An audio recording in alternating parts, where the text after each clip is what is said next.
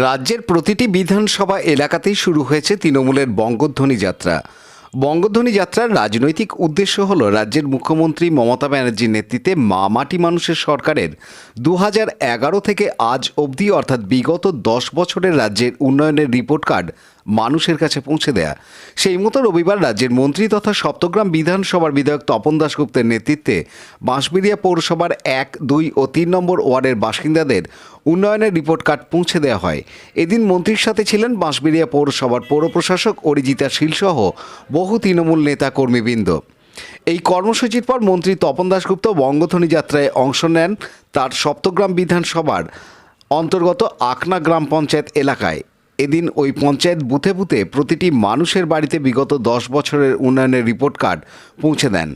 এদিন বঙ্গধ্বনি যাত্রায় মন্ত্রী তপন দাশগুপ্তের সঙ্গে অংশগ্রহণ করেন হুগলি জেলা পরিষদের উপাধ্যক্ষ নিশেষ ঘোষ ও হুগলি জেলা পরিষদের কৃষি কর্মাধ্যক্ষ মনোজ চক্রবর্তী সহ ওই পঞ্চায়েতের প্রধান, উপপ্রধান ও অসংখ্য তৃণমূল কর্মী সমর্থক।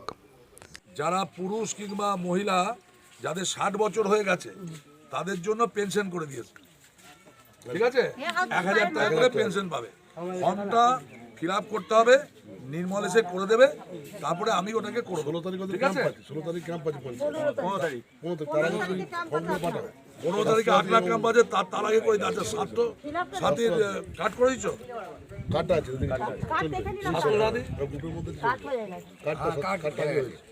5 লাখ করে। সপ্তগ্রাম থেকে সুভাষ মাইতির রিপোর্ট, হুগলি নিউজ।